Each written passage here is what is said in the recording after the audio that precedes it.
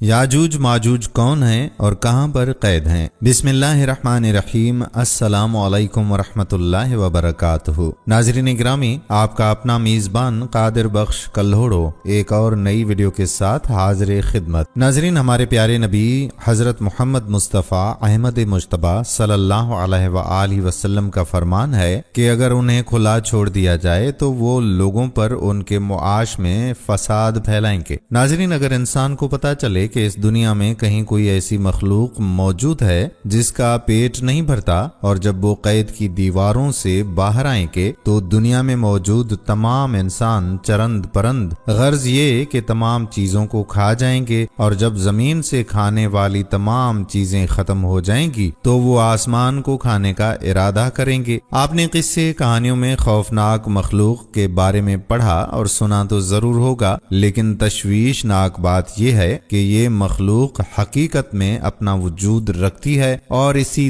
دنیا میں ہی موجود ہے، اور قیامت کی بڑی نشانیوں میں سے ایک ہے، اور اسے وہاں کس نے قید کیا ہے؟ دنیا تیزی سے اپنے انجام کی طرف جا رہی ہے، گزرتا ہوا وقت قیامت کو قریب لا رہا ہے، جو کہ ایک دن برپا ہو کر ہی رہے گی۔ اس دن سب کچھ فنا ہو کر رہ جائے گا، اور دنیا کے اس خاتمے میں بڑا کردار وہ خوفناک مخلوق بھی ادا کرے گی جس کا نام یاجوج ماجوج ہے۔ یہ ایک خون خوار مخلوق ہے جس کے بارے میں سوچ کر بھی دہشت طاری ہو جاتی ہے۔ دوستو، دنیا میں ایسی دیوار موجود ہے جس کے بارے میں آپ صلی اللہ علیہ وآلہ وسلم کو بھی گھبراہٹ پیدا ہو گئی تھی کہ اس میں چھوٹا سا سوراخ ہو گیا ہے جو کہ دنیا کے لیے خطرے کی علامت ہے۔ اس دیوار کے پار ایسی کون سی مخلوق موجود ہے جس کی دہشت انسانوں تک پھیلی ہوئی ہے؟ کیا آپ سد ذوالقرنین کے بارے میں جانتے ہیں؟ کیا آپ جانتے ہیں کہ یاجوج ماجوج کون ہیں اور کہاں ہیں، اور وہ کب ظاہر ہوں گے؟ ان کی تعداد کتنی ہے اور وہ کہاں قید ہیں؟ جب یہ زمین پر ظاہر ہوں گے تو کس طرح سے تباہی اور بربادی پھیلائیں گے؟ آج کی اس ویڈیو میں آپ کو یہ بھی بتائیں گے کہ دنیا میں وہ کب آ سکیں گے، اور وہ ایسے کون سے اسباب ہوں گے کہ ان کا دنیا میں آنا آسان ہو جائے گا۔ یہ سب کچھ جاننے کے لیے آپ سے التماس کہ ہماری ویڈیو کو آخر تک دیکھیے گا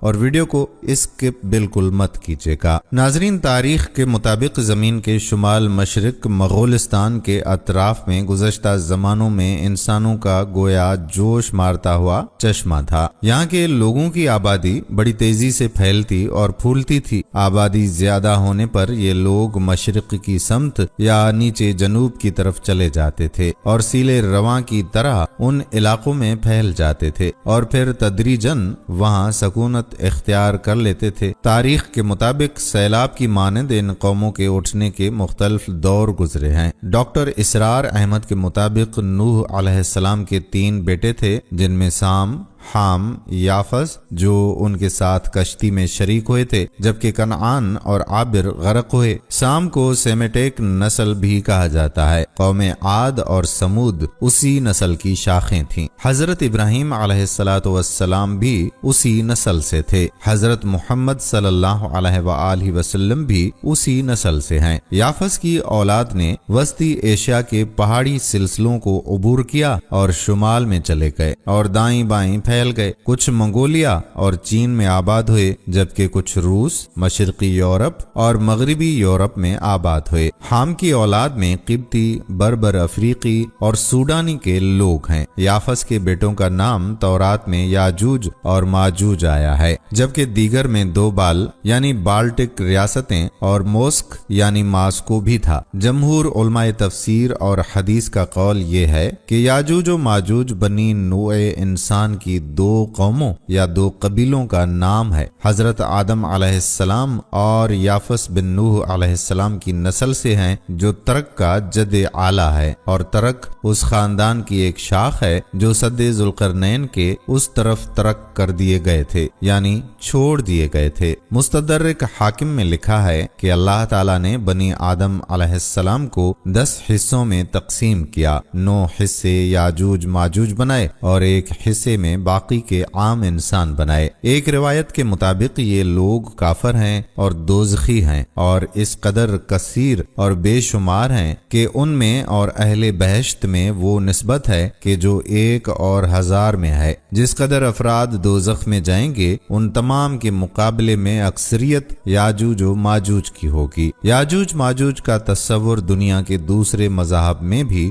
موجود ہے۔ 6 صدی قبل مسیح میں آشوریوں کے ہاں وہ سیتھینز کے نام سے معروف رہے۔ 3 صدی قبل مسیح میں چینی علماء نے ان کو ہسیونوں کا نام دیا۔ یورپی علماء 4 صدی عیسوی میں ان کو ہیون کے نام سے یاد کرتے ہیں۔ قرآن کریم میں ان کا ذکر یاجوج و ماجوج کے نام سے کیا گیا ہے۔ 13ویں صدی عیسوی میں مسلمان، چینی اور یورپی مورخین نے ان کا ذکر مغل اور تاتاریوں کے نام سے کیا ہے۔ علامہ عبد الرحمن سعدی رحمت اللہ علیہ کی تحقیق یہ ہے کہ یاجوج ماجوج اجیوج اجا واجیجا سے مشتق ہے، جس کے معنی تیزی اور سرعت سے چلنے اور حرکت کرنے کے ہیں۔ اگر اس کا فعل آگ ہو تو بھڑک اٹھنے کا مفہوم نکلتا ہے۔ اس تناظر میں یاجوج ماجوج یفعل اور مفعول کے وزن پر صفت ہے۔ لکھتے ہیں کہ یاجوج ماجوج کے صفت ہونے کی بنا پر اس کا اسم جنس ہونا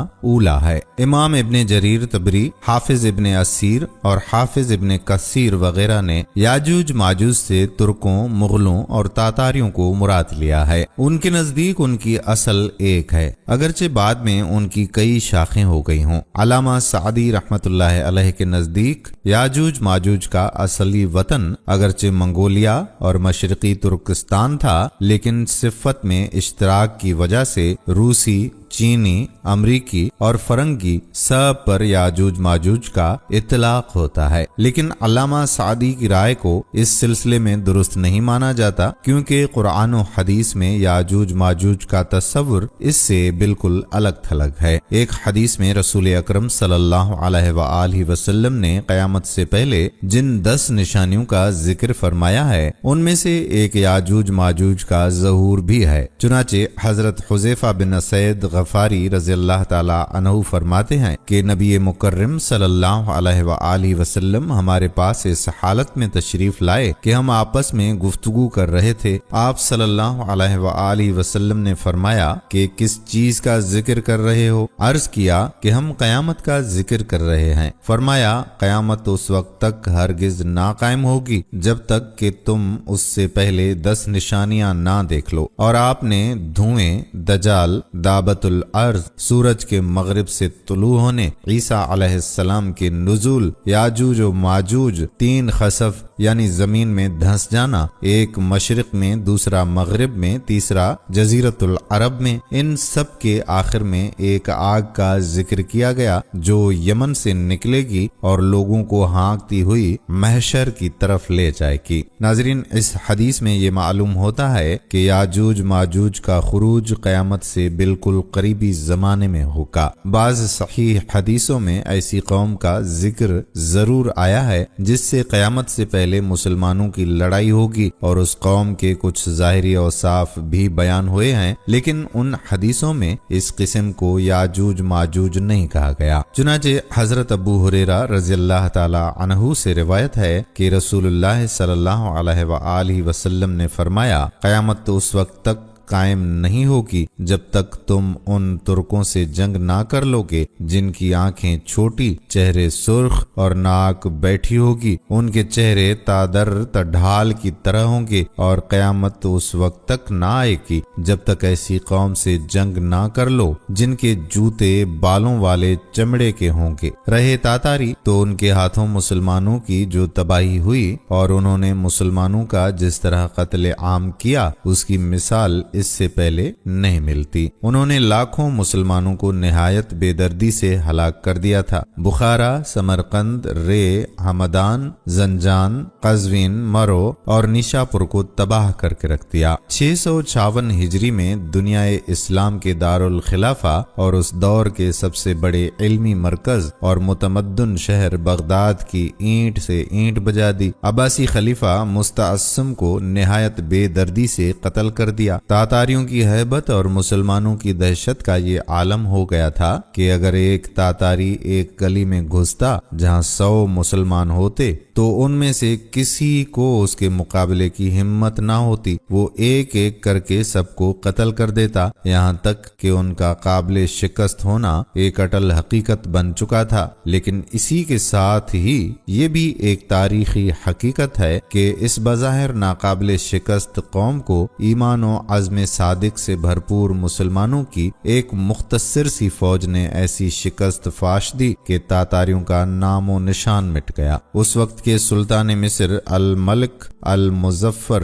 سیف الدین قطز کے کانوں میں تاتاریوں کی تباہ کاریوں کی خبریں پہنچ رہی تھیں، اور وہ جانتا تھا کہ مصر بھی ان کے نشانے پر ہے، اس لیے اس نے تاتاریوں کا لقمہ تر بننے کی بجائے یہ فیصلہ کیا کہ قبل اس کے کہ تاتاری مصر پر حملہ کریں وہ خود ان پر حملہ کر دے۔ اس نے اپنے فیصلے کو اس طرح سے عملی جامہ پہنایا کہ 25 رمضان المبارک 658 ہجری بمطابق 1620 عیسوی کو مصر کی اسلامی فوج لے کر جانب شام نکل کھڑا ہوا اور ارض فلسطین کے مشہور تاریخی مقام عین جالوت پر ٹڈی دل تاتاری فوج سے جا ٹکرایا۔ تاتاریوں کے وہم و گمان میں بھی یہ بات نہیں تھی کہ کوئی ایسی فوج دنیا میں موجود ہے جو ان سے ٹکر لے سکے، چونکہ وہ کئی سالوں سے مسلمانوں کو ہر جگہ پیستے چلے آ رہے تھے، اس لیے مصر کی اس اسلامی فوج کے حملے نے ان کو حواس باختہ کر دیا۔ سابق تجربوں کے خلاف عین جالوت کے معرکے میں مسلمانوں نے ان کو شکست فاش دے دی، جس کے بعد وہ بری طرح بھاگنے لگے۔ اس چیز نے مصریوں کا حوصلہ کافی بڑھا دیا اور انہوں نے تاتاریوں کا تعاقب کر کے کثرت سے ان کو قتل کیا اور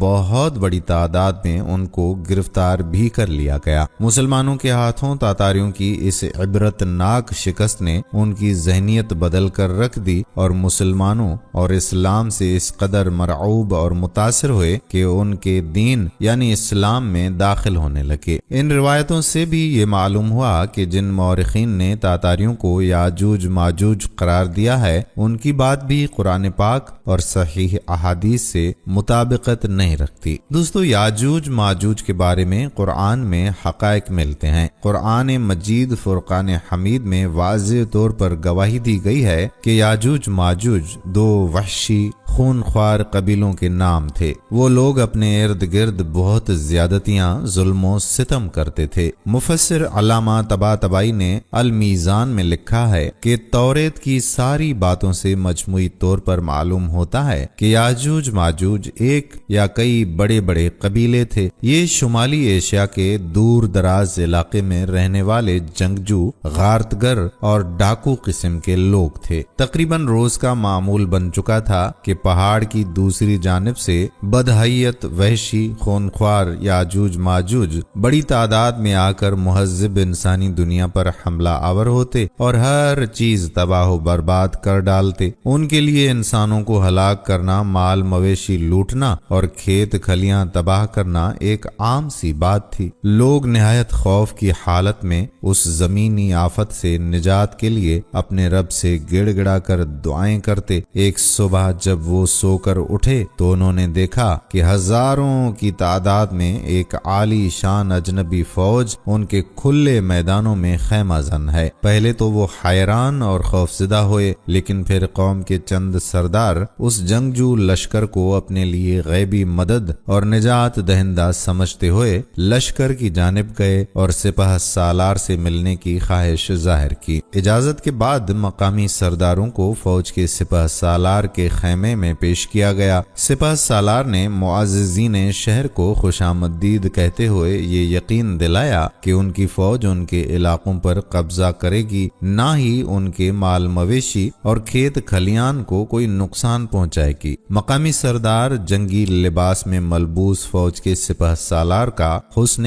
اخلاق اور طرز مہربانی دیکھ کر مطمئن ہو گئے، لیکن جب ان کے سامنے یہ بات لائی گئی کہ وہ دنیا کے عظیم بادشاہ ذوالقرنین سے ہم کلام ہونے کا شرف حاصل کر رہے ہیں تو وہ بہت حیران ہوئے اور دل میں سوچنے لگے کہ شاید یہ شخص قدرت کی جانب سے ہمارے لیے نجات دہندہ بن کر آیا ہے۔ سرداروں کو سوچ میں گم دیکھ کر ذوالقرنین نے کہا کہ اے میرے قابل احترام دوستو، ویسے تو میں اپنی بادشاہت سے بہت دور دیار غیر ایک سفر پر ہوں، لیکن اگر میں آپ لوگوں کی کوئی خدمت کر سکوں تو مجھے خوشی ہوگی۔ بس یہی وہ لمحہ تھا کہ جب ان کی دلی خواہش ان کے لبوں پر آ گئی۔ ان سب نے ایک دوسرے کی جانب دیکھا اور پھر ایک شخص بولا، اے مہربان بادشاہ، اس پہاڑ کے دوسرے جانب یاجوج ماجوج نام کی قوم رہتی ہے جو زمین پر بہت فساد مچانے والے لوگ ہیں۔ اگر ہم آپ کو کچھ خراج ادا کریں تو کیا اس کے عوض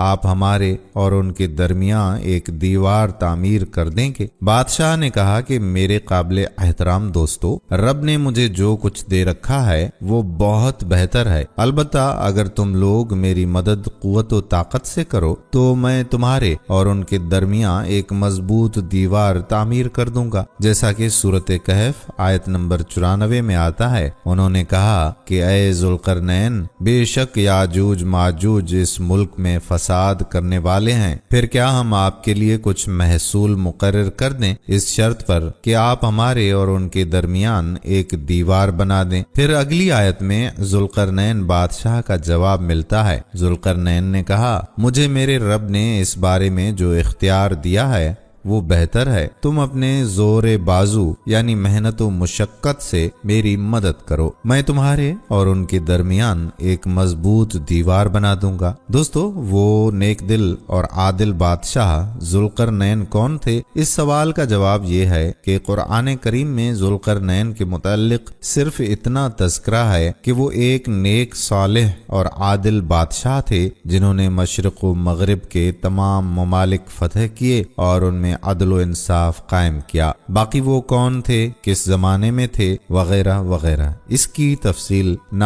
قرآن کریم میں ہے اور نہ ہی کسی صحیح حدیث میں، بلکہ یہ تفصیلات تاریخی روایت میں ہیں، اور مفسرین نے بھی جو کچھ اس کے متعلق لکھا ہے وہ انہی تاریخی روایات کا مجموعہ ہے، اس لیے ان میں مختلف اقوال ہیں، جن کا خلاصہ یہ ہے کہ دنیا میں ذوالقرنین کے نام سے کئی لوگ مشہور ہوئے ہیں، اور ہر زمانے کے ذوالقرنین کا لقب سکندر تھا۔ حضرت عیسیٰ علیہ السلام سے تقریباً 300 سال پہلے ایک بادشاہ تھا جو سکندر کے نام سے مشہور ہے، جس کو سکندر یونانی مقدونی بھی کہتے ہیں، اور جس کا وزیر ارسطو تھا۔ سکندر کے نام سے دنیا میں مشہور ہونے والا آخری شخص یہی تھا۔ بعض لوگوں نے، جیسا کہ حافظ ابن کثیر نے البدایہ و النہایہ میں، ابو حیان نے بحر محیط میں، اور علامہ آلوسی نے روح المعانی میں قرآن مجید میں موجود ذوالقرنین اسی کو قرار دیا ہے، اور یہ قول بالکل غلط ہے، اس لیے کہ مذکورہ ذوالقرنین